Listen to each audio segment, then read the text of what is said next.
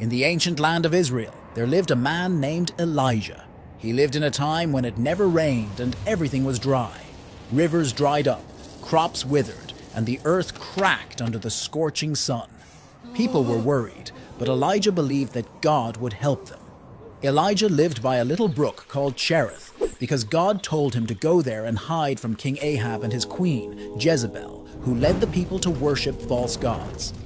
Every day, black ravens brought Elijah bread and meat so he could survive far from the city. This was a special way God took care of Elijah.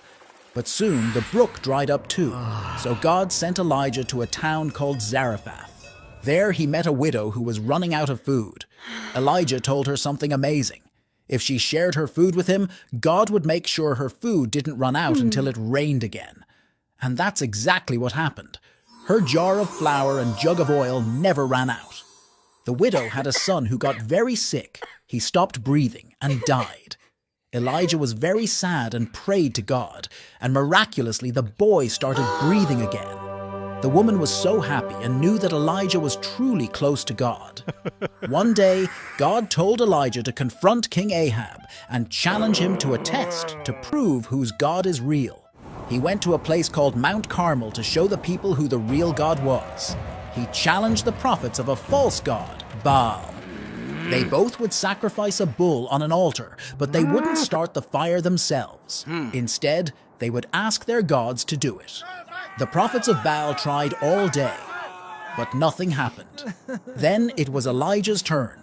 He repaired the altar of God that had been broken, placed his sacrifice upon it, and even poured water over it. He prayed, and suddenly fire came down from the sky and burned up his sacrifice. Everyone was amazed and realized that Elijah's God was the real God. After this, Elijah prayed for rain on top of Mount Carmel. A tiny cloud grew bigger and bigger. Then it started to rain. Everyone was so relieved and happy. After Elijah made it rain, Queen Jezebel got really angry. Elijah was scared, so he ran away into the wilderness. While Elijah was hiding and feeling really alone, something amazing happened. God spoke to him. God told Elijah that he wasn't alone. There were lots of other people who now believed in God.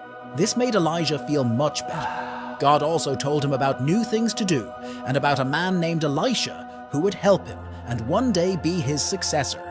One day when he was with Elisha, a fiery chariot with fiery horses came and took Elijah right up to heaven. Elijah's journey was filled with miracles and the power of God. It teaches us about having faith and trusting in God, even when things seem really tough.